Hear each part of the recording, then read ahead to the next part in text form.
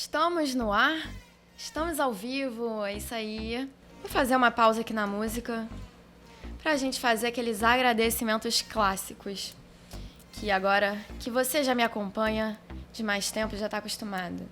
Primeiro eu queria agradecer aos nossos ouvintes aqui de um país diferente hoje, porque a cada live eu vou agradecer a um país diferente, aos ouvintes de países diferentes aqui que acompanham a gente.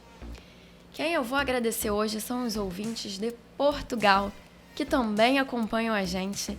Então, muito obrigada por vocês estarem acompanhando. E se você que é de Portugal está ouvindo agora, eu quero saber quem é você. Quero que você me conte para eu saber mais um pouco por que você me ouve, por que você gosta do podcast, do conteúdo, para a gente poder se conhecer melhor. Importante, quando a gente trabalha com a experiência do cliente, ter essa conexão, entender o que os nossos ouvintes, os nossos clientes gostam de ouvir. E também queria fazer um agradecimento a um ouvinte especial que tem interagido bastante com a gente lá no grupo de WhatsApp, tem interagido comigo no meu WhatsApp pessoal, porque ele entrou lá no grupo, se conectou comigo e a gente troca várias ideias. Quem é essa pessoa? João Neto, que está super participativo, muito obrigada por estar colaborando aqui com a gente na criação dos conteúdos, muito importante a sua participação. E o último agradecimento vai para o nosso parceiro aqui especial, a People Experience, que são uma plataforma de mapeamento de jornada do cliente e de persona. É uma plataforma brasileira e gratuita para você usar. E se você não sabe o que é jornada do cliente, a gente tem um episódio sobre isso, episódio 18, para você entender um pouco melhor a importância de mapear a jornada do cliente, a importância de ter uma persona. Então volta lá no episódio 18 para você conferir. Eu vou deixar o link também na descrição, tanto aqui da live quanto do podcast, quando sair. Então, agora que eu não tenho mais recados, bora pra pauta?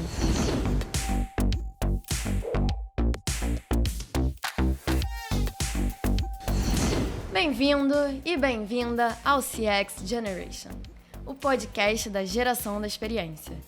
Eu sou a Karen Kligerman, a apresentadora desse podcast. E hoje a gente vai falar sobre um tema bastante interessante. Eu quero saber se você que está ouvindo aqui agora está preparado para se adaptar a mudanças repentinas no mercado. Está preparado para se adaptar ao que vier. E para você que tem um pequeno negócio e está ouvindo aqui a gente agora, é sobre isso que a gente vai falar. Como você que tem um pequeno negócio também pode criar estratégias para se adaptar às mudanças do mercado. E para falar sobre isso, eu convidei uma pessoa super especial hoje, que eu já dei um spoiler no início da live. Essa pessoa também estudou na SPM, também se formou em publicidade e propaganda e foi eleito o melhor profissional de planejamento digital pela Brad. E além disso, é fundador e CEO da M-Labs. Quem será essa pessoa que eu já dei spoiler? Rafael Kiso, seja muito bem-vindo. Vou colocar você pra dentro aqui agora. Agora. Olá, boa noite. Olá, Kiso, tudo bem? Boa noite. Tudo jóia. Prazer ter você aqui, muito maneiro. Prazer todo meu. Acertei na descrição? É CMO, né? Aquelas coisas chiques, né? CMO, então é mais chique A gente inventa um monte de termo, né? Quando a gente tem startup e tal. Mas é o vulgo diretor de marketing, alguma coisa nesse sentido. Show, maravilha. Então, Kiso, pra quem tá entrando agora, tô vendo que tá entrando um monte de gente. Boa noite pra quem tá entrando, bem-vindos. A gente hoje vai falar sobre adaptações no mercado. Para quem tem pequenos negócios, principalmente, pra gente pensar, até porque M-Labs nem sempre foi tão grande quanto é hoje, né? M-Labs começou pequena, como toda empresa começa. Então, a gente vai passar por essa trajetória, entender como foi essa jornada e como vocês fizeram aí, naquele momento que o Facebook fez algumas alterações, como vocês se adaptaram com os clientes, com o mercado. Vamos falar sobre tudo isso. Peraí, que antes da gente ir para este episódio incrível, eu tenho 2 recadinhos para você, bem rápidos. O primeiro é, para você que tá chegando aqui agora, tá perdido, tá perdida, não sabe do que se trata esse podcast, relaxa, que tem um episódio 0 preparado para você ouvir rapidinho e depois voltar aqui no episódio. E o segundo recado é para você que tá com pressa, para você que é aquela pessoa acelerada. Então você sabe que você pode acelerar este episódio? Sim, é só buscar o botão de acelerar aqui que você consegue acelerar. E agora que eu já dei os 2 recados, vamos voltar para esse episódio que tá demais. Vamos lá, Kiz. Então, queria começar te perguntando de onde surgiu a MLabs, como é que foi? Me conta um pouco da história da MLabs. O que é a MLabs, até para quem tá entrando e não conhece? Legal. A MLabs é uma plataforma de gestão de mídias sociais para que todo mundo possa aí gerenciar, né, seus diversos canais e mídias sociais em um único lugar e ter maior produtividade e tudo mais. Mas acima disso tudo é entender aquilo que funciona ou não nas mídias sociais para fazer direito, né, corrigir rotas e ter mais resultados. Então a MLabs também traz muitos insights importantes e valiosos aí para que todo mundo possa corrigir, né, os seus posts, entender aquilo que funciona ou não. Mas a MLabs ela surgiu ali em 2015, a primeira versão, né, em agosto de 2015, ela nasceu com um propósito muito forte, que é de ajudar a digitalizar os pequenos negócios através das plataformas de mídias sociais, mas principalmente ajudá-los a ter resultado através dessas plataformas, né? Porque as plataformas de mídias sociais elas são muito democráticas, né? Todo mundo pode entrar, criar um perfil no Instagram, no Facebook e começar ali a vender, né? Começar ali a propagandear o seu negócio, né? Então, a gente entendeu que é um ambiente muito democrático e na nossa visão a presença digital começaria pelas mídias sociais e não mais por um site apenas, né? Então, a visão foi essa. Eu fui validar essa visão no Vale do Silício e tudo mais. E naquela época, inclusive, todos os investidores e todo mundo que a gente conversava entendia, né, que falar com pequenos negócios era um desafio muito grande. Pequeno negócio do Brasil, né, que muitas vezes é esse pequeno negócio que a gente fala que não tem nem conta em banco, né, é o microempreendedor individual ou mesmo aquele profissional liberal meio informal, né? Então, assim, em todas as conversas que eu tive, ninguém acreditava que esse negócio podia parar em pé, por conta até mesmo do público, mas acima de tudo pelo preço que a gente queria cobrar. Então a gente formou um preço que foi assim um super preço baixo mesmo para todo mundo poder ter acesso pela primeira vez a uma ferramenta profissional para poder ter resultados. Porque a grande maioria dos negócios também não tem resultado porque não tem acesso, né? Ou a profissional ou a ferramentas, né? E não consegue analisar dados. E para quem me segue aí nas redes sociais sabe disso, né? Meu perfil, inclusive, é todo de marketing digital baseado em dados.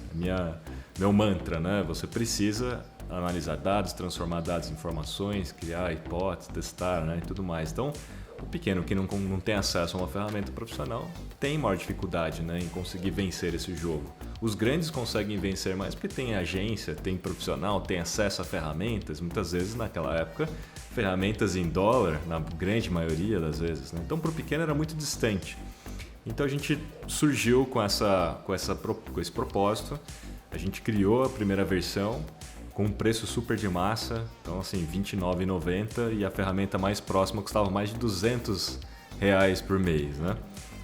Então imagina para um pequeno. Então aquilo foi surpreendente, a gente conseguiu atingir o ponto de equilíbrio em um ano, e a gente levou mais um ano para conseguir provar que o negócio parava em pé, né? Que todos os números faziam sentido, né?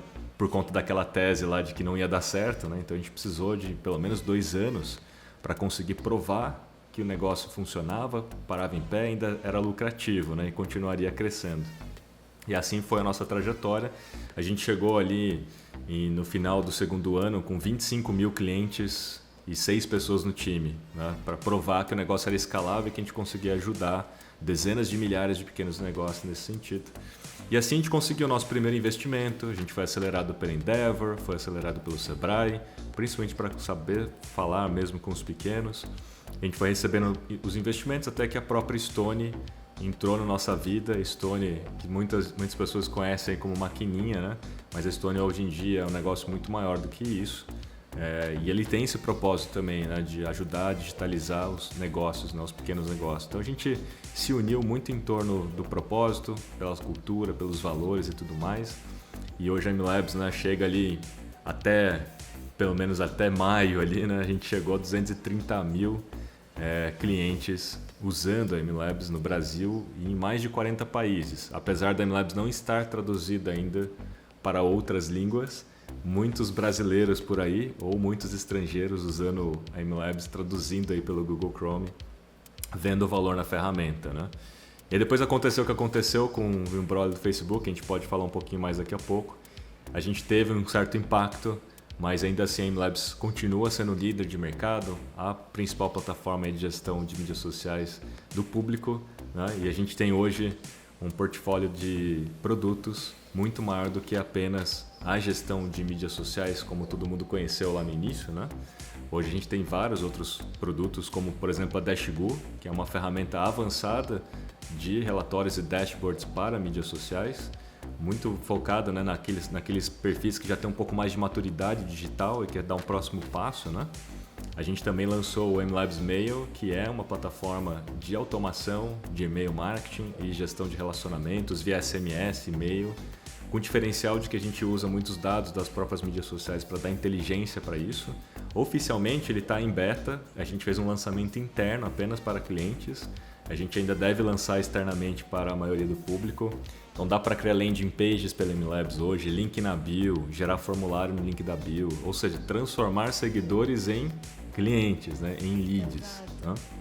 Vocês foram pegando as demandas de mercado, foram estudando as demandas que tinham, foram escutando clientes também, a gente vai entrar um pouco nisso. Isso. Mas vocês foram pegando essas demandas, primeira demanda que surgiu, pelo que eu entendi, foi a demanda de gerenciar as mídias sociais. E aí vocês foram depois ouvindo os clientes. Se a gente for micro, né?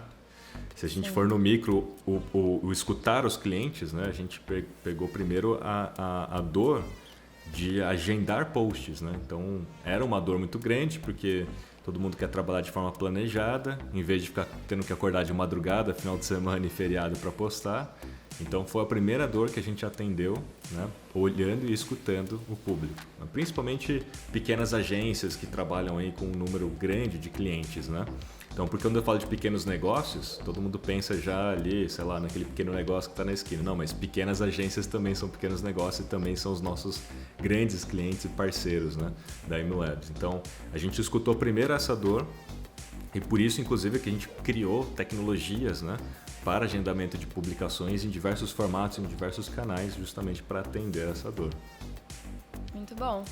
E o que eu queria te perguntar é que a gente já trouxe um pouco desse tema, mas situando aqui todo mundo, Facebook passou por algumas alterações e fez alguns bloqueios aí para terceiros. Você vai saber explicar melhor do que eu, mas aconteceu essa mudança aí no Facebook que impactou o negócio de vocês e que impactou consequentemente os clientes. Eu queria entender, até para a gente trazer aqui para todo mundo que está ouvindo, que é o tema hoje, como é que os pequenos negócios conseguem se adaptar também a essas mudanças. Como é que vocês fizeram para se adaptar tão rápido a essa mudança do Facebook e como é que vocês fizeram em relação aos clientes, para essa comunicação? Como é que foi? Para explicar, né, o primeiro contexto, como eu havia dito, a gente criou uma série de tecnologias para ajudar as pessoas a agendarem seus posts em diversos canais, entre eles o Instagram e para formatos como Stories, Reels, Carrossel e o IGTV, que já não existe mais, né? Hoje é o Instagram Vídeo. Então a gente havia feito tecnologias específicas para isso porque não tinha uma API, uma interface oficial do próprio Facebook e do Instagram para isso, né? Inclusive ainda não existe hoje para esses formatos, né? Então em janeiro deste ano de 2021, portanto, eles lançaram a sua primeira versão da API para agendamento de publicações, mas sem incluir esses formatos. Então de janeiro para cá a gente veio adaptando a MLabs aos formatos disponíveis via API, e aqueles formatos que não estavam disponíveis pela API, eles pediram para que a gente tirasse da própria MLabs, deixasse de oferecer aquilo lá justamente por não estar oficialmente dentro da tecnologia deles e sim numa tecnologia proprietária nossa, né? No nosso ponto de vista, o único ponto ali que foi a prerrogativa que eles usaram para que isso acontecesse era da segurança do próprio cliente. Falou, olha, seu cliente está concedendo aí o login dele para que você ofereça o seu serviço. E obviamente a MLabs sempre deixou isso muito claro, né? Para você usar a MLabs nesse formato, você precisava ali conceder o seu login sob, inclusive, o próprio contrato da MLabs, sob a LGPD, tudo bonitinho dentro da lei, né? E você, de forma consentida, estava nos fornecendo esse login, que era tudo criptografado e seguro, ambiente seguro. Então a gente sempre entendeu que foi uma decisão do usuário, do cliente, em contratar o serviço da MLabs e conceder o login. Mas, do ponto de vista do Facebook, isso é um risco à segurança do próprio cliente. E dentro dos termos, e esses termos eles vão mudando ao longo dos anos, né? E dentro dos termos de uso do próprio Instagram, tem uma cláusula específica que serve para todo mundo que está usando Instagram, inclusive, aceitou esse termo, aquele termo que ninguém lê, né? Está lá escrito que ninguém pode fornecer o seu login para terceiros. Inclusive, um cliente não pode fornecer o seu login para uma agência, ou para um freelancer, ou para um consultor. Não poderia. Mesmo num papel, não poderia, porque aquilo de alguma maneira fere a política e a segurança, né? Então, o Facebook, desde a época que eles começaram a sofrer, né, toda essa relação da privacidade de dados, desde a época de Cambridge Analytica, etc., eles começaram a se preocupar muito com a segurança dos terceiros, né? E o que o cliente está fazendo com o dado dele? Eles começaram a se preocupar justamente para não ser responsabilizado no final da história por algum problema de vazamento de dados, etc., né? Então eles têm o lado deles, obviamente, a gente tem o nosso lado, a gente entrou ali, né, num consenso, a gente adaptou a MLabs para os formatos que eles realmente têm na API. Enquanto eles não têm os formatos que a gente prestava, a gente não pode prestar o serviço que a gente prestava antes. Inclusive era muito bom, né? Então quem está aí escutando a gente usar o MLabs sabe a falta que faz isso, né? Então a gente se adaptou, a gente criou um formato que é permitido por eles, que é o formato de agendamento notificado. O que a gente parou de fazer? O agendamento e publicação automática, né? Então você agendava e eu ia lá e publicava automaticamente no dia e horário. Agora a gente criou uma versão onde eu notifico você no dia e horário e você precisa clicar num botão para terminar o processo manualmente dentro do Instagram, né? Para justamente você fazer por dentro da sua credencial e eu não tenho acesso ali aos seus credenciais, né? Enfim, mas o próprio Facebook de alguma maneira lançou a versão dele, né, no Business Suite para fazer isso. Então eles não deixam ainda nenhum terceiro fazer, mas eles mesmos começaram a lançar a versão deles. Então fica aqui o pedido, né, para todo mundo pleitear para que eles liberem, para que plataformas como a MLabs e todas as outras da categoria, né, possam oferecer e competir em alto nível pela melhor experiência, né, pela melhor ferramenta e assim por diante. É o pessoal aqui comentando no chat que tá querendo a volta, todo mundo sentindo falta de como era antes, né? E muita gente, né, não entende que foi um processo de adaptação, né, que foi uma necessidade e acha que parou de funcionar, simplesmente parou de funcionar e quando volta, né? Mesmo com toda a comunicação que vocês fizeram?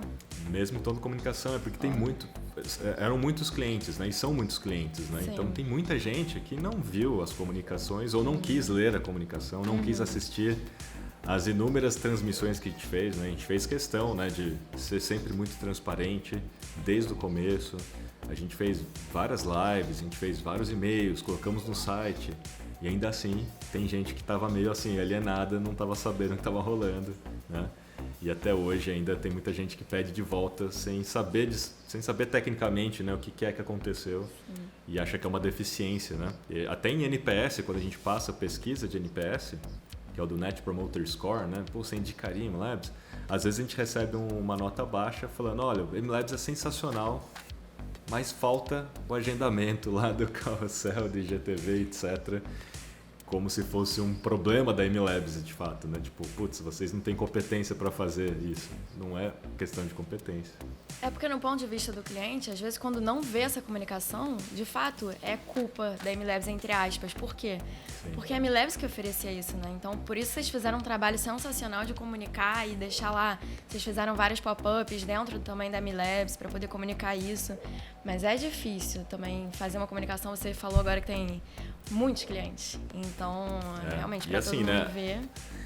Um problema, que foi um problema no final da história, né, que tem a ver até com o nosso tema aqui central, é que a gente educou o mercado a ter. Então, assim, como a MLabs foi assim, né, super pioneira em desenvolver essa solução, a gente acabou educando o mercado brasileiro a ter isso. E aí, quando tira, é um problema, né? Porque todo mundo fala, porra, agora tá fazendo falta, né? Já criou a expectativa. E quando quebra a expectativa, às vezes fica nessa falta. Exatamente. Ainda mais porque alguns concorrentes ainda conseguem fazer esse agendamento sem precisar desse formato. Não? Não, oficialmente Todos, não pode, né? Não pode, Todos mas tiveram alguns... que se adaptar. Aqueles que não se adaptaram, provavelmente recebeu aí uma notificação, uma penalização, né? Sim. Ou pode sofrer um problema maior, né? Mas, enfim, as ferramentas que que são ferramentas de alguma forma, né, que concorrem mesmo com a MLabs, né, tiveram que se adaptar. Eu trago isso como um ponto de super alto nível de vocês pela transparência e pela adaptação ao processo. Que é isso que eu quero entrar mais com você.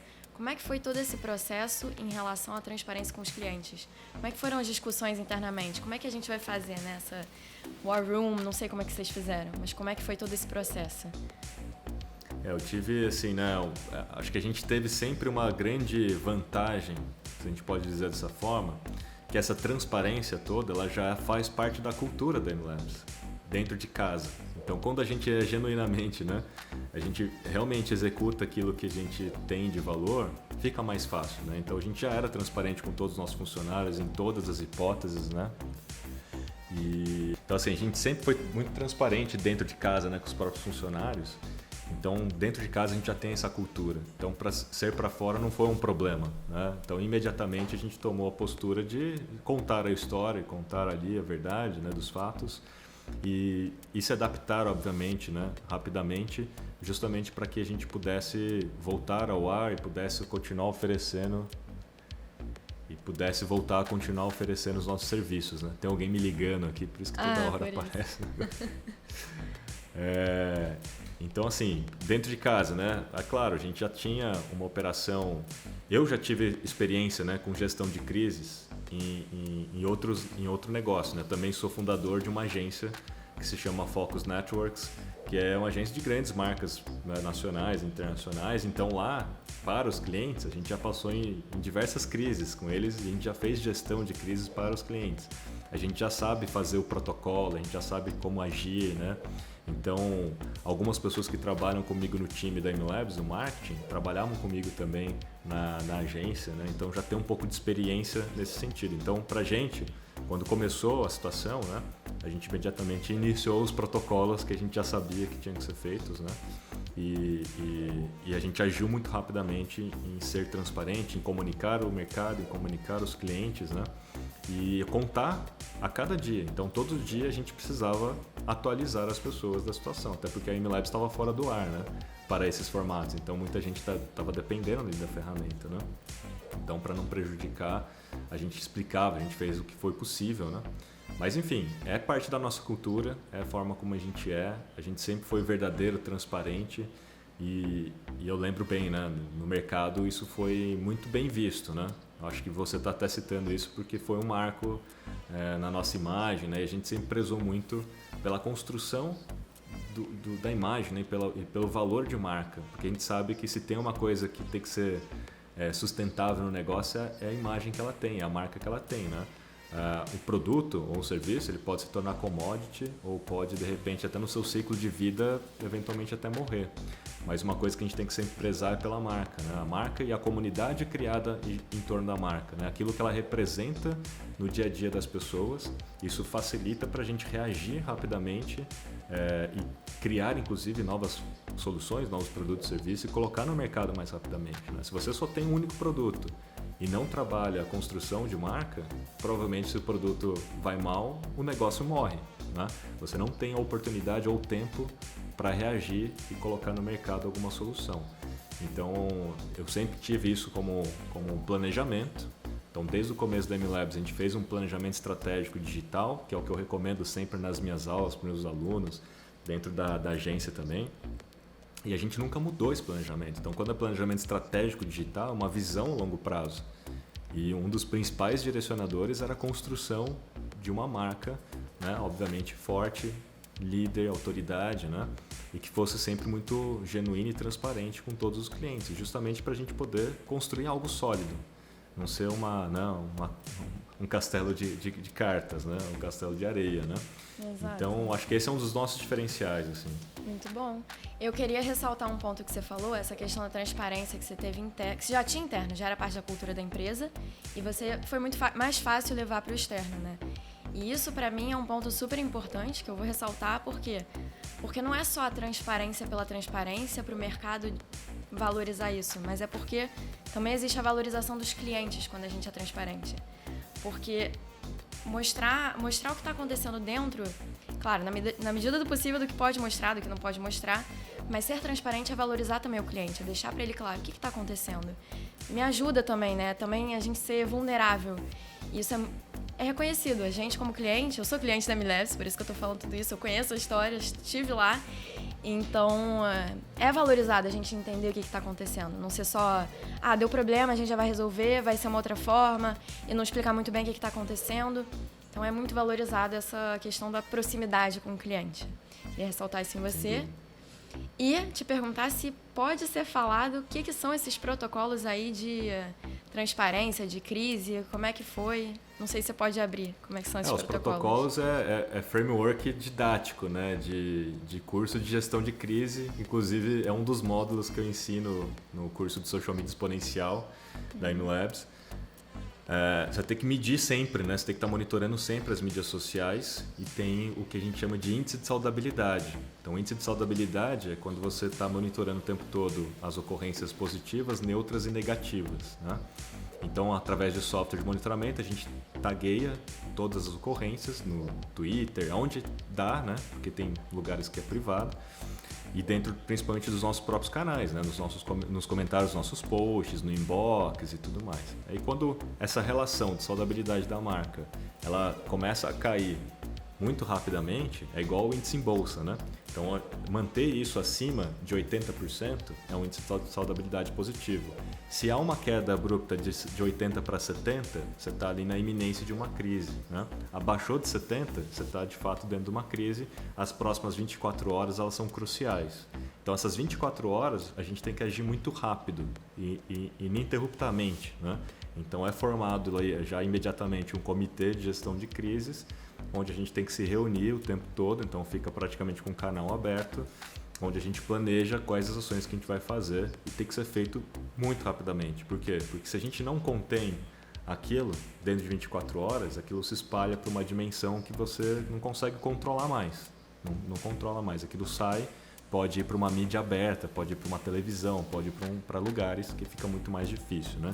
Então, parte do comitê, se você tem condições, né, de envolver os seus parceiros, no caso ali a gente tinha tanto advogados quanto assessoria de imprensa, né, quanto o time da Stone também, que trabalhou junto com a gente, então a gente uniu e formou um comitê.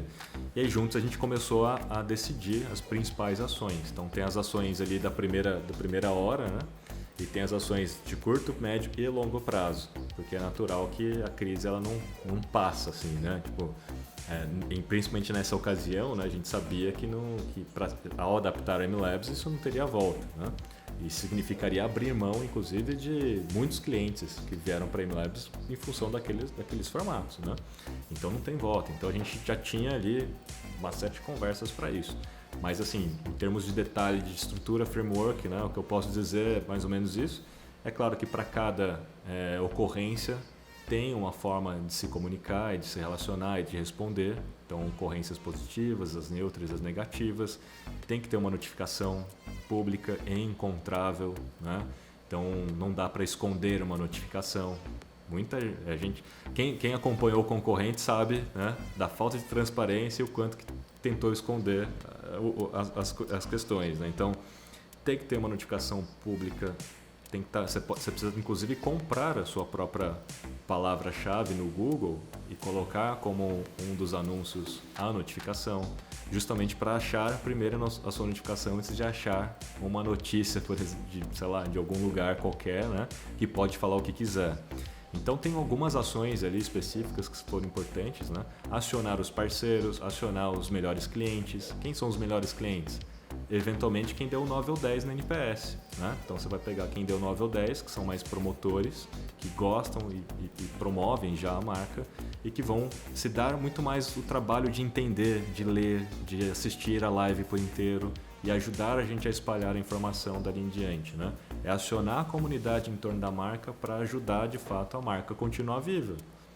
Porque se a gente não aciona, as pessoas podem fazer eventualmente, mas a grande maioria não faz. Se você faz um call to action, um chamado, elas pelo menos aumenta a probabilidade delas comprarem, né, a mensagem e ajudar você a espalhar. Então a gente acionou os nossos parceiros que sempre estão com a gente nos eventos, né, que sempre estão com a gente aí nos webinários. A gente sempre estabeleceu um relacionamento muito saudável, né, com todos os parceiros aí de mercado, os infoprodutores, os influenciadores, os creators, né? Então a gente fez um trabalho de perto também com o time, até para que todo mundo soubesse de forma muito rápida, né, o que estava acontecendo, até porque muitos deles falam da MLabs, indicam a MLabs, então eles precisavam saber, né, puxa, será que minha credibilidade também está em jogo ao indicar a MLabs? Então a gente imediatamente, né, eu fiz um trabalho de contato com todos eles, de ligar para todos eles, explicar para todos eles, justamente para que todo mundo tivesse uma consciência do que estava acontecendo e pudesse falar também se alguém perguntasse. Porque a maioria, né? A maioria representa a gente ou dá aula para alguém e acaba falando da ferramenta. Exato. Eu lembro, inclusive, que você estava atendendo no chat do suporte em uma época que estava indo bafafá muito alto. Eu lembro que eu fui falar, eu fui falar e aí eu vi você falando no chat e falei, caramba, o CEO tá se importando, o CMO está se importando, tá ativo lá. Todos os colaboradores. Eu achei impressionante que foi muito rápido a forma como vocês fizeram tudo. Essa adaptação que eu acho que é importante a gente pensar agora, como é que pequenos negócios podem fazer isso também, né? Então, o que eu achei sensacional de vocês foi a rapidez como vocês criaram uma solução que repôs isso, né? A solução depois que veio, foi muito rápido. A questão de qual a rapidez que todo mundo ficou informado, do pessoal que estava lá no chat, atendendo e sabendo as informações que estão acontecendo. Então, isso foi sensacional. Eu me senti como cliente, e aí que eu valorizo isso, ouvida, entendida, e ao mesmo tempo foi um atendimento empático. Que vocês falavam, isso está acontecendo, mas a gente já está trabalhando para resolver, a gente está fazendo isso. Vocês traziam para a gente, como cliente, todas as etapas que estavam acontecendo. E não era só você que sabia, eram, como você disse, todos os parceiros, todo mundo estava lá no chat. Se eu mandasse no Instagram de vocês, tinha gente sabendo também. Então foi algo muito organizado, foi extremamente organizado. Assim como, né, a gente acionou fora, todo mundo dentro de casa também virou suporte, né? Virou suporte ao cliente, sabendo, obviamente, que, puxa, imagina, 230 mil, né, negócios potencialmente entrariam em contato, né? É impossível você planejar um time de suporte que suporte tudo isso de cliente ao mesmo tempo, né? Então a gente tem uma dimensão que atende uma quantidade de clientes naturalmente todos os meses, mas a gente vai medindo isso e vai escalando o time conforme a gente vai crescendo. Mas para ter uma situação como essa, ninguém tem staff suficiente, né, para atender. Então a gente colocou a empresa inteira para ser suporte, então em todos os níveis, né?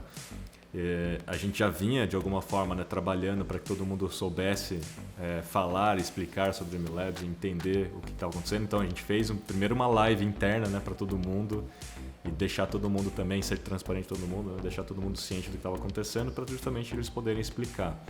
E eu fiquei realmente, cara, assim, acho que, sei lá, 2 semanas e ininterruptamente até a madrugada respondendo clientes no suporte, ajudando. Por 2 razões, né?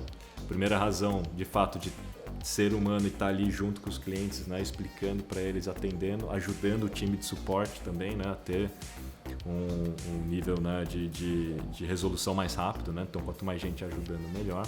E o segundo ponto, que eu queria entender também o que as pessoas estavam achando, quais eram os argumentos dela, quando eu falava alguma coisa, quais eram os contra-argumentos, né? O que elas estavam realmente pensando, sentindo, porque isso, né, era uma certa inteligência ali na prática, né? Que eu poderia ter o dado ali real de um cliente falando e poder entender como que a gente deveria criar algum tipo de conteúdo, melhorar a notificação, melhorar o onboarding, justamente porque as pessoas passaram a ter dificuldades em conexão, né, no Instagram. Quando a gente resolveu e adaptou, o Facebook obrigou, né, a todo mundo ter uma página no Facebook para poder conectar o Instagram. Então, assim, primeiro foi um problema ali do imbróglio em primeira instância com o Facebook e depois uma segunda onda, que foi a onda de todo mundo ter que se conectar novamente, né? E obrigatoriamente ter uma página no Facebook, ter um business manager, né? E ter um Facebook comercial. Então a gente teve que adaptar todo o onboarding, fazer todo um processo novo de cadastro, né? Então fui entendendo na prática as dificuldades que as pessoas estavam tendo nesse processo para alimentar também o time de Product Marketing, alimentar o time de produto, engenharia, né? Então foi pelos dois principais motivos ali que eu estava ali no chat o tempo todo. Né? É sensacional isso, porque é justamente o que eu ensino aqui. Como é que a gente faz para melhorar cada vez mais a experiência do nosso cliente? É também ouvindo os nossos clientes, porque a gente pode criar várias hipóteses de coisas que podem satisfazer e elevar a nossa experiência, né, como marca, mas é essencial que a gente escute feedback. Escute como é que está sendo a experiência naquele momento, e principalmente em momentos desconfortáveis, em momentos que os clientes estão passando por uma dificuldade, em momentos que vocês como empresa estavam numa situação delicada. Então é extremamente importante a gente ouvir. E você deu um exemplo, para mim foi sensacional quando eu vi. Você no chat foi essa questão de humanização, né? O CMO se humanizando e se colocando no chat também para ouvir. E também para entender, você entender e passar para todo mundo como é que estava sendo, o que deveria ser feito de comunicação, de assistência. Então foi sensacional isso. E Kiso, queria entender como é que foi esse processo todo com os clientes. Que estratégias que vocês chegaram a pensar? Se puder compartilhar aqui alguma coisa com a gente, como é que foi? A gente tem nosso Intercom, né? A gente usa um software que é chamado Intercom, que ajuda a gente tanto no chat interno dentro do aplicativo, né, quanto a mandar as mensagens por e-mail, né? Então todo mundo acessa a MLabs, então a gente sabia que ali dentro da própria MLabs era um canal importante pra gente, o chat. Então o chat foi importante, o e-mail foi importante, aí as mídias sociais. Então a gente planejou, né, uma quantidade de posts iniciais, né, para poder primeiro educar as pessoas nesse novo processo de reconexão. Então a gente planejou também para ajudar, né, em todo o processo de reconexão, tanto via onboarding, quanto intercom, quanto redes sociais. Todo mundo tinha dúvidas, né, de como fazer isso, então a gente planejou uma série de conteúdos. Então todos os times, de alguma forma, trabalhando em conjunto para desenvolver uma comunicação adequada ali para o cliente, né? Então esse foi o nosso principal, não foi nem estratégia, foi a tática ali realmente para conseguir fazer, diminuir o número de chamados no suporte para alguma coisa que a gente pudesse resolver através de outros canais, né? Porque quando você, sei lá, faz um post que ensina as pessoas, você diminui imediatamente a taxa de pessoas pedindo suporte aqui, porque ela já encontrou a solução num FAQ, num vídeo, né, e tudo mais. Então a gente acionou também algumas pessoas para fazer vídeos, alguns parceiros e tal. A gente falou, faz um vídeo tutorial aí ensinando como é que faz para conexão, né? Ou para explicar também a necessidade disso, para não vir somente da própria MLabs, né? Para que mais pessoas pudessem falar sobre esse assunto e criar um conteúdo tutorial e ajudar, né? Então, acho que um recado importante aqui, pensando principalmente em pequenos, né? É que em todos os negócios, assim, eu tenho, até por probabilidade, tá? Todos os negócios em algum momento irão viver uma crise, né? Seja em função do produto, do mercado, né? Ou do próprio líder desse negócio. Do produto é por causa do ciclo de vida do produto. Do mercado porque o mercado inteiro pode estar sofrendo de alguma maneira, né? Quem vendia, por exemplo, linha de telefone lá atrás, né? Por exemplo, o mercado inteiro sofreu, né? Ou pelo próprio líder. O líder, de alguma maneira, ser um líder ruim, ou o cara corrupto, alguma coisa assim, ou o líder faz alguma besteira, né? Tipo, sei lá, demite lá os seus funcionários tudo por, né? Não foi essa última semana aí? Demite todo mundo por Zoom e vira uma crise nas redes sociais também. Então, sim, você tem essas três hipóteses, mas o fato é que a probabilidade disso acontecer é grande, depende do tamanho do negócio, né? Ou de um cliente se sentir super insatisfeito, injustiçado, e também para as mídias sociais também pode acontecer. Então, sabendo que todo mundo está na iminência de uma crise, não parece fazer sentido você não se preparar para isso, independente se ela vai acontecer ou não. É tipo pagar seguro do carro, né? Você tá em, né? Todo mundo está correndo o mesmo risco de acontecer algum acidente ou bater o carro. Então, quando você paga o seguro, justamente para se preparar caso isso aconteça. Então, fazer um bom planejamento de gestão de crise antes dela acontecer é fundamental para que você consiga passar e atravessar ela. Porque no momento que aconteceu, você não tem tempo hábil para planejar. Como eu disse, é muito rápido, as primeiras 24 horas são cruciais, né? E esse planejamento significa que você precisa, em primeira instância, entender que a sustentabilidade do seu negócio depende mais do valor da sua marca do que do produto que você tem, né? Porque se o produto, como aconteceu com a gente, sofre uma perda, né, de funcionalidade ou vira commodity, né? você tem uma marca forte, você pode lançar alguma coisa ainda que é útil, que é relevante no mercado e sobreviver. Você precisa, além da marca, criar uma comunidade em torno da marca. Então é importantíssimo você medir quem são os promotores do seu negócio, tanto cliente quanto parceiros, ter uma rede de parceiros, né? E entender como que você reage em termos de quando acontecer, como é que você reage rapidamente. Então é site, redes sociais, né? E eventualmente até o Google lá, fazer um anúncio no Google, né? Eu queria trazer um ponto que eu acho legal, só uma observação. A Vale, quando teve toda a crise da Vale, né, as 2 vezes, o que eles fizeram, que você comentou também, foi de comprar a parte lá do... Eram palavras-chave e outras palavras-chave que não tinham nada a ver com o negócio. E que sempre que você digitava Vale, eu acho que até hoje tá isso, se você digita Vale no Google, aparece um anúncio deles falando um pouco sobre a história, para despistar, né, digamos assim, mas num bom sentido, para você informar o cliente, olha, isso que está acontecendo, essas são as informações, deixar mais claro, mais transparente o processo, para não vir já as informações que são, às vezes, de pessoas terceiras que estão falando sem saber muito. Então isso também foi super legal. Exatamente, porque sempre vai acontecer de indexar um site que pode ser lá um blog de um fulano que nem sabe 10% da história de verdade. Exato. E acaba criando um problema maior, né? Então é importante esse ponto. Então, sabendo que vai acontecer em algum momento e que a probabilidade não é pequena, é importante todo mundo, independente do tamanho do negócio, se preparar para isso, né? E aí, pelo menos assim, né, tanto o líder quanto os principais lideranças ali do negócio, né, sei lá, o meu gerente, meu coordenador, meu sócio, minha sócia, tem que estar todo mundo alinhado, né, dessa possibilidade, justamente para que ninguém fique batendo a cabeça na hora que isso acontecer. É claro que vai vir nervosismo, vai vir, né, tal, mas isso não resolve, né? Então, assim, se você já tiver um plano, é mais fácil você manter a calma diante da crise, né? Quando você não tem um plano, aí fica todo mundo desesperado, sem uma direção, aí todos os funcionários, colaboradores ficam ali, né? E aí, o que será que vai acontecer agora? Então, por isso que tem que ser muito rápido. Então, quanto antes você planejar isso, é melhor, né? Então, é uma dica aí que eu dou, que a gente, de alguma maneira, já estava um pouco mais planejado, né, e preparado para isso. É que nem se preparar para quando se pega fogo em algum lugar, que tem aqueles ensaios, né, de saída de emergência. É a mesma coisa, só que em outro nível. Um tá correndo risco de vida e outro, no caso da Vale, que tá correndo risco de vida, eles tinham todo um ensaio, toda uma preparação que em certo nível, eu não me lembro se foi a Vale agora, mas que acabou Petrobras tinha isso, que deu muito certo. A Petrobras teve acho que foi 2001, se eu não me engano, eles tinham toda uma preparação também, todo um protocolo que eles treinavam antes.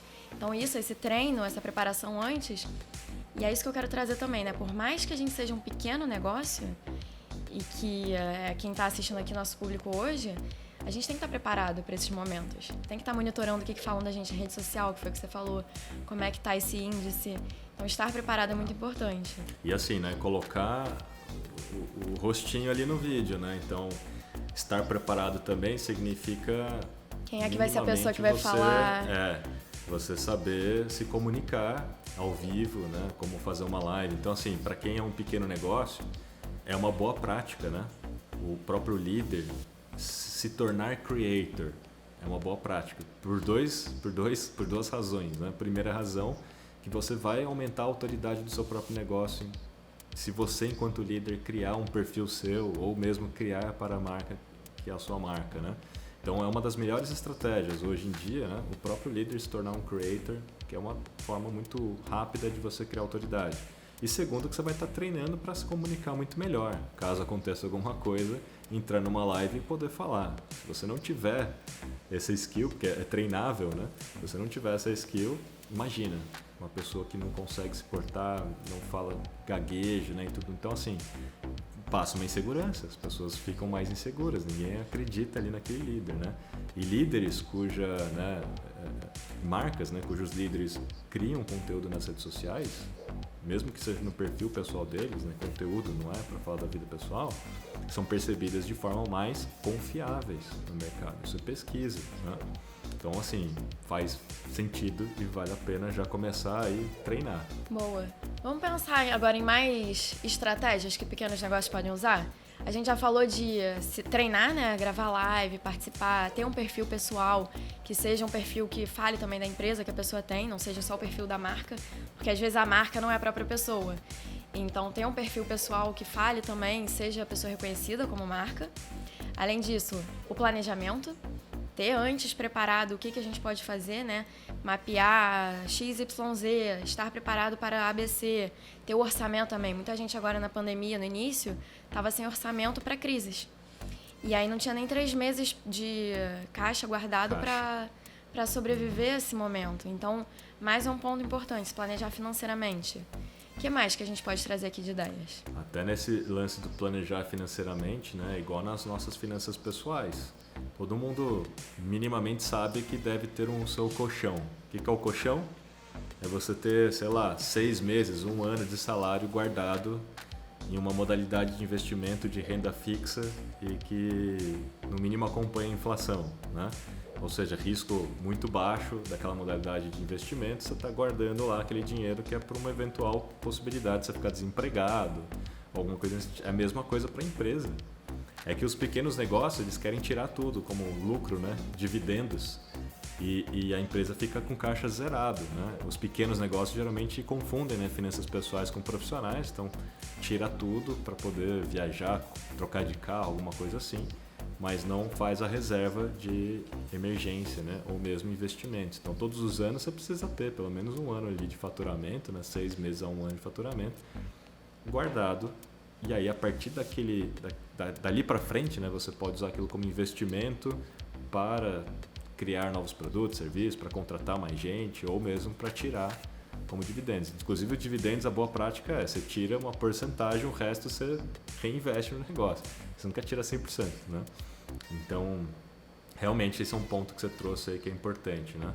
Mas tem algumas outras coisas, assim, talvez, que a gente possa falar, né? Acho que aplicar NPS... Eu venho falando aqui de NPS já, né, na nossa live. Vamos explicar um pouco melhor o que significa NPS. Mas pode ser que muita gente não saiba, né? Então, assim, NPS é uma pesquisa que faz uma única pergunta, que é a seguinte pergunta, né? Você indicaria o meu negócio para algum colega de trabalho, conhecido, familiar? E a resposta é de 0 a 10. Então, 10 significa que você, sim, indicaria com toda certeza ali, né? Quem responde 9 ou 10 é promotor, 7 a 8 é neutro e para baixo de 7 é detrator. Não indicaria, ainda provavelmente falaria mal. Se alguém perguntar, ainda vou falar que não, né? Por que não? Quando você faz essa pesquisa regularmente, então não é uma vez na vida, né?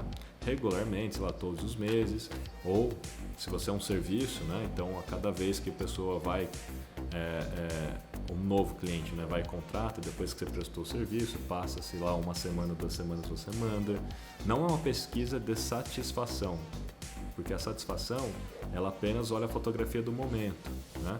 A NPS, ela olha a experiência como um todo. Então, por mais que a pessoa tenha não gostado de alguma coisa em particular de um serviço ou produto, mas ela foi super bem atendida desde o começo da jornada dela, né, com aquele negócio, deu tudo certo, foi bem atendido, site, chat, WhatsApp, tudo, que faz com que a balança fique mais positiva do que negativa e ainda assim ela indicaria aquele negócio. Por mais que de repente um produto não tenha correspondido ou o serviço não foi exatamente aquele, mas ela releva em função da experiência como um todo. Quando você pergunta só a satisfação, a pessoa vai olhar para aquele instante. Puxa, realmente nesse serviço que eu fiz hoje aqui não foi muito legal. E como acontece na Labs. Então, as pessoas têm experiências ao longo do ciclo de vida dela, né? Sim. Então, se eu fizer a satisfação, é a fotografia do momento, mas você indicaria em Labs? Você olha muito mais amplamente, né, a pergunta. Então, pegar todo mundo que respondeu 9 ou 10 e isolar essas pessoas faz muito sentido para que você possa, primeiro, trazer elas para dentro de ações exclusivas, fazer conteúdos exclusivos, criar ali uma comunidade, né, específica para quem é promotor ou que tem uma propensão a ser promotor. Por que escolher somente elas? Porque se elas já são mais brand lovers ou mais propensas a serem promotoras, você não vai ter nenhum detrator no meio. Então qualquer ação que você fizer ali vai elevar o nível de experiência, o que aumenta ainda mais as chances de elas serem promotoras da marca nas mídias sociais, em qualquer outro lugar, né? Então, dentro de uma estratégia, tem que isolar, porque se você chama todo mundo para uma ação, vai vir um monte de detrator junto e que vai acabar minando aquela ação, vai acabar, né, falando mal, e aí as outras pessoas, elas perdem a confiança, né, porque elas são muito impactadas ou influenciadas pela opinião dos outros clientes, né? Então você tem que isolar para não cometer esse erro aí. Então isso é experiência de marketing de indicação. Quem estuda marketing de indicação, referral, né, acaba entendendo que é importante fazer esse isolamento dos detratores, neutros e promotores. Então, NPS é uma das principais ferramentas aí que a gente pode deixar, que qualquer negócio pode fazer, né? Qualquer negócio, faz um formulário no Google lá e manda por e-mail, manda por WhatsApp, né? Boa, eu vou acrescentar uma coisa, depois ler aqui alguns comentários e uma pergunta que chegou. E, além disso, quem é promotor, né, 9 ou 10, a gente, além de fazer ações de comunicação, pode influenciar e incentivar, né, a que esses promotores promovam. Então, aproveitar que eles já estão falando eu indicaria, e incentivar eles a indicarem, através de ações que façam isso. E interagir isso de comunidade de cliente é super importante também. Então, deixar esse acréscimo. E deixa eu ler aqui o comentário. Wagner. Muita gente fica com algum serviço baseado no que sente com a marca. E a comunidade é reciprocidade e exclusividade, é sobre isso mesmo. E isso, super interessante, porque às vezes, Kiso, a gente está mandando um NPS, uma pesquisa, só que é a indicação, mas às vezes impacta. Se a gente tem uma situação que foi desconfortável com a marca, se teve uma experiência negativa, às vezes pode impactar na nota, mesmo que não tenha a ver com aquela indicação, né? Uma experiência muito boa em todos os momentos, mas se teve um momento que foi ruim, no momento que veio a pesquisa, pode ser que aquilo impacte na nota da pesquisa. Então a gente tem que levar também isso em consideração. Será que o nosso produto passou por algum problema? Ou algum atendimento foi ruim? A gente pode tentar levar isso em consideração na hora da nota, tentar investigar um pouco melhor, perguntar o porquê daquela nota. Porque às vezes a nota vem só 0 a 10 e a gente não entende muito bem o porquê. Então a gente pode acrescentar, isso é algo que a gente faz na minha empresa. É uma empresa que é Compass, né? A gente faz essa pesquisa com os nossos clientes e a gente deixa a opção para o nosso cliente que promove essa pesquisa dizer se ele quer deixar para o cliente dele comentar ou não a nota, o porquê daquela nota, né? Então isso é super legal também. E é por isso que é importante medir regularmente, até para que você possa ver, nossa, caiu em determinado período. Exato. Aí fica mais fácil você isolar o período e entender o que aconteceu, né? Exatamente. Bom, tem mais algum ponto que a gente possa trazer, pensando em pequenos negócios, pequenos e médios negócios? Alguma estratégia para se preparar aí para uma possível crise que vai vir? Ou o que você imagina também que possam ser crises para pequenos negócios, principalmente hoje que a gente usa bastante rede social, né? Você que trabalha com isso e conhece bastante teu cliente. Eu acho que é um ponto que vale reforçar, é o tal do ciclo de vida do produto, né? E o ciclo de vida do produto, ele tem 4 estágios, né? E talvez a gente possa fazer uma analogia, inclusive, com a matriz BCG, que é da Boston Consulting Group. Essa matriz BCG, ela classifica o portfólio de produtos ou serviços, né, em 4 estágios ou 4 classificações. Tem as interrogações, que são os produtos que naturalmente às vezes estão no começo do seu ciclo de vida, então ainda é uma interrogação, ainda não sabe se tem fit de mercado, se aquilo vai para frente, ainda exige um nível de investimento alto, não está lucrando, etc.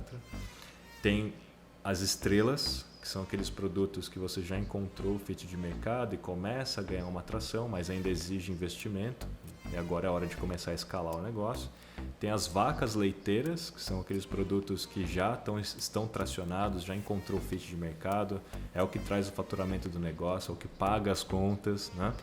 Só que quando você chega a ter uma vaca leiteira, chama muita atenção do mercado, principalmente de concorrentes, o que faz surgir inúmeros concorrentes, achatando as suas margens, e aí você começa a entrar no tal do abacaxi, né? E aquele seu produto que um dia foi vaca leiteira começa a se transformar em um abacaxi, porque ao enxergar, né, a concorrência, a competição, você também abaixa o preço, faz promoção, dá desconto, começa a criar aqueles pacotes, né? Leve 3, pague 2, as margens são achatadas, você começa a ter que pagar para trabalhar, para sobreviver, para pagar a conta no fim do mês, né? Então, basicamente, o ciclo de vida, né, aquela curva, aquela parábola, né? E a gente consegue entender que as interrogações estão no começo do ciclo, as estrelas estão no segundo estágio, as vacas leiteiras, né, já estão no pico desse ciclo e começa a ter um declínio e pode se tornar um abacaxi. Para que não se torne um abacaxi, você precisa estender a curva de valor do ciclo de vida. Por isso que tem determinados produtos de varejo, fica mais fácil fazer analogia, estendem a sua linha de produtos. Então, às vezes eu tenho uma linha de produtos X, vou dar um exemplo, sei lá, pão industrializado, que eu acho que todo mundo sabe, né? Você vai lá no mercado, você tem lá o pão Puma ou pão Plus Vita no mercado e tem os pães brancos, né? E aí no momento que o pão branco começa a virar commodity, tem muitos outros concorrentes que têm os mesmos produtos, né? Então aquele pão, a margem é pequena.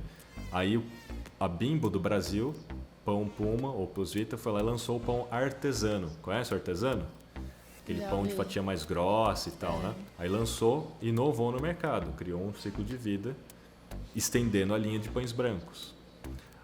Aí o pão artesano um dia então virou estrela, né? Virou vaca leiteira. E aí o que aconteceu?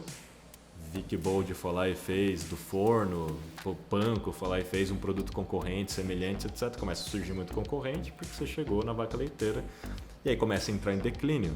As margens são apertadas. Para não morrer, para o pão artesano não morrer, eles estenderam a linha do pão artesano, lançaram o artesano integral.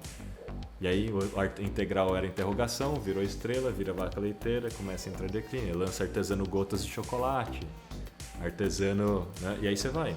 Então, só para dar um exemplo real assim, né, de como é que funciona o ciclo de vida de produtos, e não é diferente para qualquer negócio. Qualquer negócio tem que entender que o ciclo de vida ele é real e ele vai acontecer em algum momento do seu negócio. Então, a gente está falando aqui de crises, N possibilidades de crises, inclusive por crise de, né, concorrência. Então, você está numa concorrência forte. Vamos pegar aqui o exemplo de alguém que perguntou. A Carol perguntou aqui, em relação à venda de produtos de educação, como curso. Como Então, agir na questão da crise? Vamos pegar esse exemplo. Você pega um curso, um oceano vermelho, chega uma hora que você tem um monte de curso que fala da mesma coisa, né? Você está diante de um oceano vermelho, entra em declínio. Então todo mundo que tem, quem nasceu, né, e um dia fez um curso de Instagram, no começo, deve ter vendido e feito o tal do 6 em 7, realmente, fez 7 em 7, né? Depois, né, inúmeras pessoas surgiram criando cursos de Instagram, aquilo já começou a entrar em declínio. Ninguém consegue mais fazer, né, 6 em 7, a não ser aquelas pessoas que já estavam lá com uma audiência muito grande, né? Então você começa a entrar no declínio. Então é fato, é premeditável, é provável que isso aconteça, né? É questão de, eu ia falar, né? É questão de probabilística, né? Você entende que isso vai acontecer em algum momento, então você pode já começar o quê? A trabalhar no seu portfólio, no seu mix de produto. Então o que a MLabs tinha? Eu só dei esse preâmbulo aqui para a gente poder falar o que a MLabs tinha. A gente tinha então um produto que era focado muito na gestão ali do dia a dia de mídias sociais, e a maioria conhecia a MLabs por ferramenta de agendamento de posts, que um dia foi interrogação, virou uma estrela, vaca leiteira. Aconteceu o que aconteceu, ela começou a entrar em declínio, porque primeiro que na hora que a gente virou vaca leiteira, muitos concorrentes surgiram, né, brigando por preço. Depois começou a entrar em declínio no momento que a gente tira aqueles formatos que a gente tinha. Começa a entrar em declínio. O que a gente tem que fazer? Estender a linha de ciclo de produto. Eu não posso deixar virar um abacaxi e morrer. Então eu tenho que estender a linha de vida. Só que quando eu estendo a linha, né, e o ciclo de vida, eu não posso ter apenas um único produto. Eu preciso ter uma nova interrogação, eu preciso ter uma nova estrela, eu preciso ter alguma coisa que vire a nova vaca leiteira. Justamente porque um dia, aquilo que, né, possa eventualmente virar um abacaxi, virando um abacaxi eu tenho alguma coisa que substitui minha vaca leiteira. E eu já tenho alguma coisa na esteira da interrogação, que um dia vai virar estrela, que um dia vai virar vaca leiteira, e assim vai. Então eu não posso ter apenas, né, uma única coisa. Então essa é uma dica aqui para todo mundo. Você não pode ter apenas um único serviço ou um único produto, porque um dia isso pode acabar, eventualmente vai acabar. E aí você tem que estender essa linha ou ter novos produtos na esteira, novos serviços na esteira de criação. Por isso que é aquela máxima, né, de que a sua capacidade de sobreviver é igualmente a sua capacidade de inovar, ela é 100% verdadeira, né? Então todo mundo precisa inovar, ninguém pode se acomodar, tem que estar em movimento, né? Então a gente tem, antes mesmo, não foi por causa da crise, antes da crise, lá em 2019 a gente já vinha trabalhando na análise de novos Planejamento. produtos, planejamento dos ciclos de vida, né? E assim, né, coincidentemente ou não, porque não é coincidência, porque a gente já tinha planejado, né? Aconteceu o que aconteceu ali em junho, mas a gente já tinha comprado uma startup de automação de e-mail, né? A gente já estava ali fazendo um planejamento para poder lançar um produto, uma extensão do nosso portfólio, né? E a gente já estava super apurado já e desenvolvendo uma integração com o Dashgoo, né? A gente já tinha, né, ali basicamente montado uma operação para isso. Então, assim, a gente, como muita gente percebeu, nossa, foi rápido, né? A MLabs foi muito rápida em lançar, por exemplo, o Dashgoo no mercado. Porque já estava dentro do nosso planejamento do ciclo de vida de produtos, né? Então, o que a gente fez? A gente antecipou o planejamento, né? Porque não era para acontecer imediatamente agora. A gente ainda estava fazendo uma série de outras coisas, mas a gente antecipou, mas não foi por acaso, já estava planejado, né? Então, assim como outras coisas virão por aí e que já estão planejadas, né? Então, a MLabs ela não é uma ferramenta de agendamento de posts, né? Ela hoje, né, a MLabs, ela é uma plataforma que tem uma série de produtos, entre eles, né, Dashgoo by MLabs, MLabs Social, né, para gestão de mídias sociais, MLabs Mail, MLabs Edu. Temos aí 2 cursos, né, super bem avaliados, com NPS alto e tal, que são cursos pagos e coisas estão vindo por aí. Então, assim, a MLabs é uma plataforma que tem um portfólio ali dos seus produtos. Então, essa é a dica assim, que eu deixaria para todo mundo parar para pensar, né? Olha para dentro de casa, olha para o seu portfólio de serviços e produtos, o que hoje é uma interrogação, o que é uma estrela, o que é uma vaca leiteira e o que é um abacaxi. Não deixe virar um abacaxi, né? Sensacional essa dica aí, que foi uma aula, na verdade. Inclusive a Apple também faz isso, né? A gente vê a Apple lançando cada vez novos iPhones, por exemplo, com novas funcionalidades. Para quê? Para o iPhone estender o ciclo de vida dele.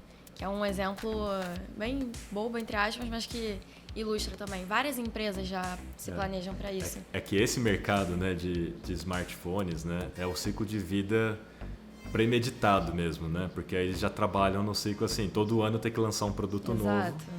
Tem que e por que todo ano tem que lançar um produto novo? Por causa da concorrência. Então, assim, eles chegaram na vaca leiteira, onde há o Samsung, aí tem o Xiaomi, né? Já tem um monte de concorrente. E, eventualmente, se o concorrente lança alguma coisa, eu também não lanço, eu fico para trás. Aí eu perco o mercado rapidamente, né? Entro em declínio. Então, eles já sabem desse processo, né? Então, até tem obsolescência programada. Tem negócios que já cria a obsolescência do seu ciclo de vida, né? Fala, olha, tal data, esse negócio aqui não vai funcionar mais, vai parar de funcionar, porque eu vou lançar outro. E é simples assim. Inclusive, trazendo aí para pequenos negócios, o exemplo do curso. Que o que a gente pode fazer, né, no caso de curso? Lançar cursos menores que podem se acrescentar, ou dentro do próprio curso lançar um novo módulo que para a pessoa precise renovar a contratação do curso, por exemplo. Ou ter outros produtos que são, exemplo aí de mentorias, que vão agregando, né? Se você tem, aí o Érico Rocha faz isso já também, que você tem lá o curso dele principal, mas ele precisa da mentoria para você levar e escalar mais ainda o teu negócio. Então, aí agregando coisas que vão te ajudando, né, no negócio a elevar essa experiência. Assim, né, é super importante que você crie produtos ou serviços ou estenda um curso de acordo com aquilo que é necessidade ou é desejo, né? Não é da sua cabeça, assim, algo que você acha que é legal, porque senão não pega, ele não vira vaca leiteira, né? Ele pode ter que pegar tração. Então, assim, por isso que é importante fazer pequenas provas de conceitos ou MVPs, porque os MVPs, de fato, são as interrogações. Aí, quando você tem um fit de mercado, quando você encontra o fit, é quando há clientes que enxergaram valor naquele seu MVP, né? E aí sim você começa a tracionar aquilo e dar escala naquilo. Então, sempre começa como uma interrogação, justamente para que você teste e valide aquilo para ver se aquilo tem valor para o seu cliente, né? Vou deixar aqui um OBS, você está falando aí fit de mercado, MVP, tem episódios aqui no podcast anteriores que a gente fala sobre isso, então se você que está ouvindo quiser se aprofundar nesse conteúdo, tem lá os episódios, não vou me lembrar o número de cabeça, mas a gente tem para se aprofundar nesse conteúdo. E Kiso, eu vou trazer aqui a pergunta, deixa eu ver, trouxeram mais? Ó, comunicação digital. A aceleração da comunicação digital é da Atila Pix. A aceleração da comunicação digital em relação a live, Zoom, Instagram, facilitou o gerenciamento da crise? Eu acho que é no caso de vocês que ela está perguntando. Ah, tá. Acho que eu agora entendi a pergunta dela. Agora facilitou ficou mais claro. Porque hoje em dia, né, a gente tem possibilidade de fazer uma live, né, de fazer um Zoom com todo o time interno, né? Então, certamente a gente tem hoje recursos que aceleram o processo de comunicação. E a viralidade, também, né, de um post, né? Não, e assim, né, quando a gente fez um post nas redes sociais, as próprias pessoas, né, passaram a compartilhar aquele post com os outros. Então, o próprio processo ali do efeito de rede ajuda também a espalhar.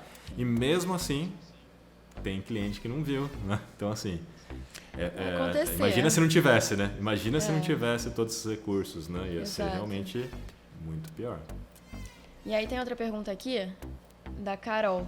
Como um consultor de vendas de curso de idiomas pode montar uma divulgação de redes sociais que não sejam apenas artes fixas?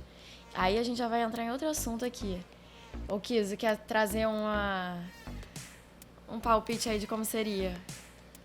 Se quiser se aprofundar, fica à vontade. Tem muitas respostas, né? Mas assim, o que não é trazer artes fixas, né? Significa fazer vídeos ou alguma coisa assim, né? Mas o vídeo, ele chama mais atenção, né? Então, se você souber fazer de fato um vídeo aplicando o fundamento do ABCD, que é o atrair, o B de brand, de fixar a marca, né? O C de conectar a pessoa dentro de um contexto e o D de direcionar, tem que ter call to action, né?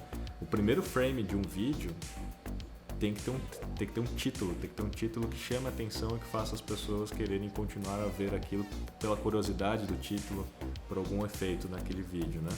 Então, se você não for usar imagem estática, né, for usar um vídeo, que seria a alternativa, tem que aplicar o ABCD, tem que ficar claro do começo ao fim de que aquilo é da sua marca.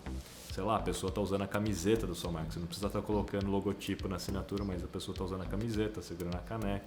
Tem que ficar claro que aquilo é da sua marca, porque ninguém chega até o fim, a grande maioria não chega até o fim do vídeo. E não deixe para revelar somente e apenas no fim do vídeo a sua oferta, o seu call to action.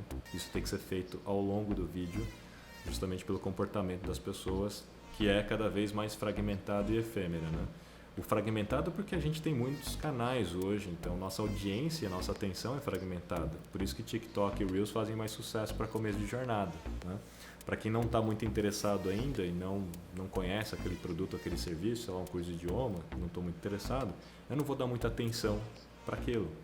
Então, se você fizer um conteúdo longo para começo de jornada, está fadado a dar errado, né? A pessoa não vai ver mesmo, né?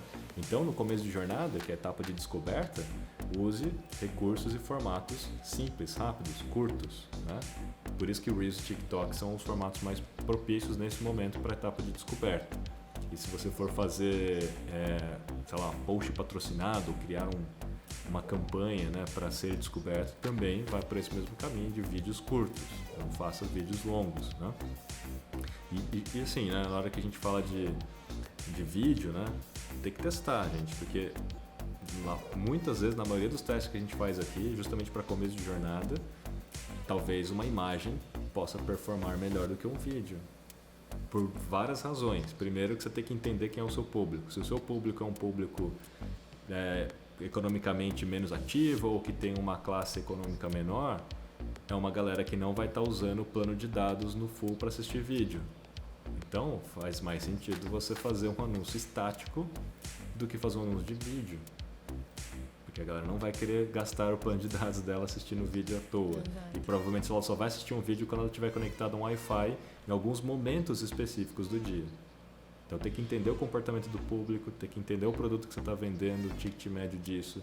Se é um ticket médio, sei lá, um curso de inglês, eu entendo que talvez um ticket médio um pouco mais elevado, depende de qual escola e tal, um público X, então daria para fazer vídeo, eu acho que não vai ser um grande problema.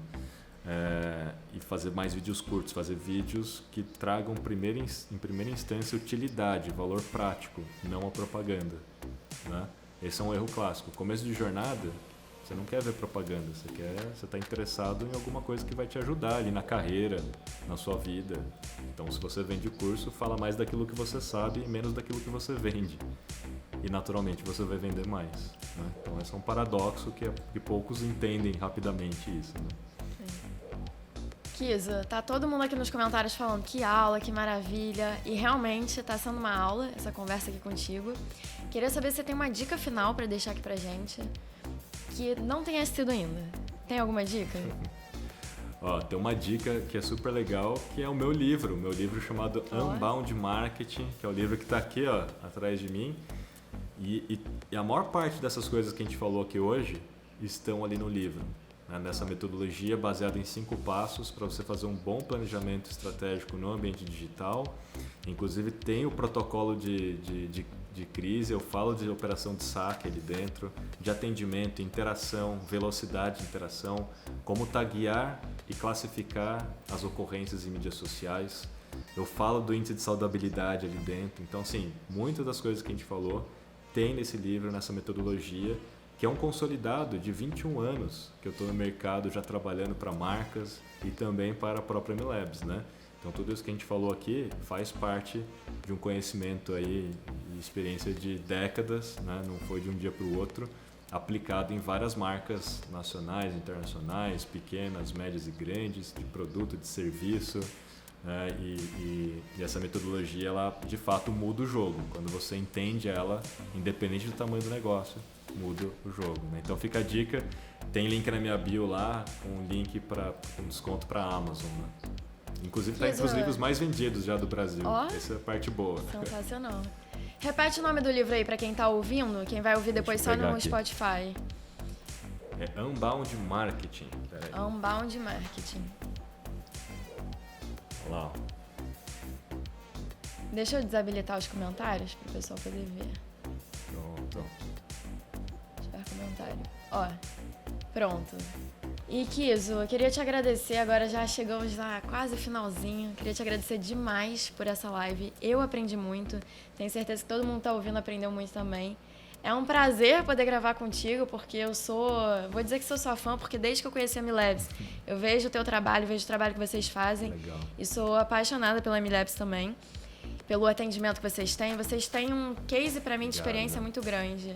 Então, fico muito honrada. Obrigado por todo mundo que tá aí também, que é cliente. Sim.